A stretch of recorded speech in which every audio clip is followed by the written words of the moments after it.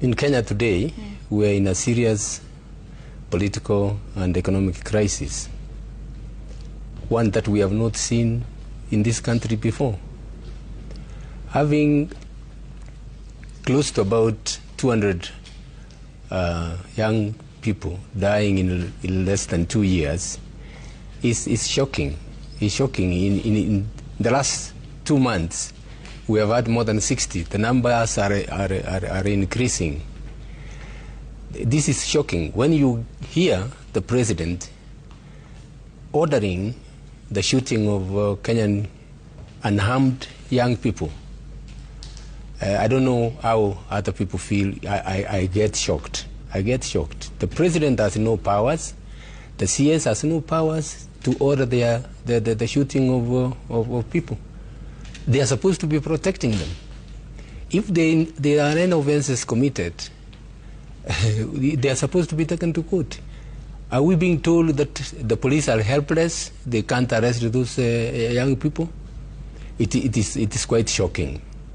So what is happening now is what we are also seeing. The president is weaponizing the justice system to deal with these young people.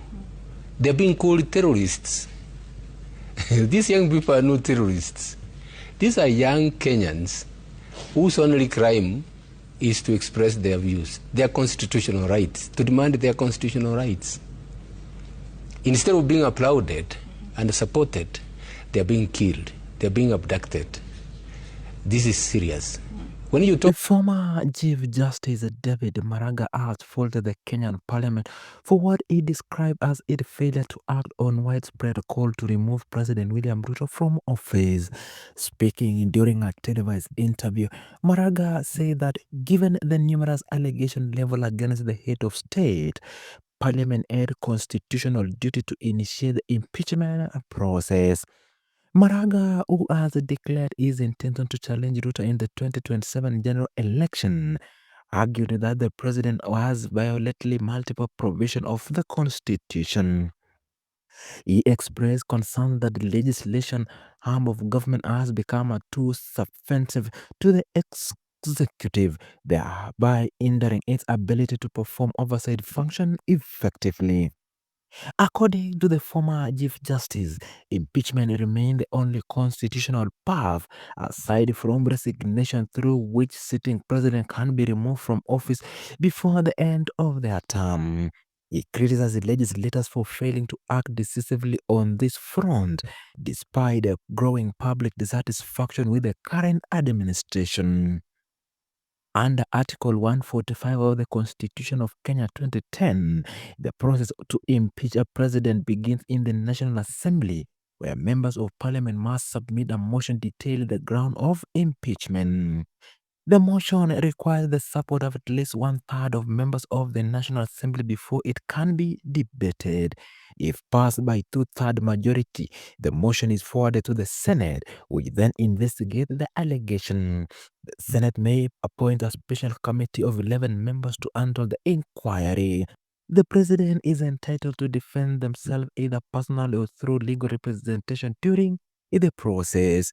If the Senate finds the charges substantiated, it proceeds to vote on each allegation. A successful impeachment requires a support of 2/3 of all senators. when you talk about the numbers of those who have been killed, today tens of them were buried, including the 12-year Bridget, who was just watching TV in her mom's house. That tells you how indiscriminate the shootings were. Yeah. So it is something extremely worrying. Yes. And as Kenyans, unless we take action, our country is going to the dogs. CJ, is that why you're running for office? Exactly. Exactly.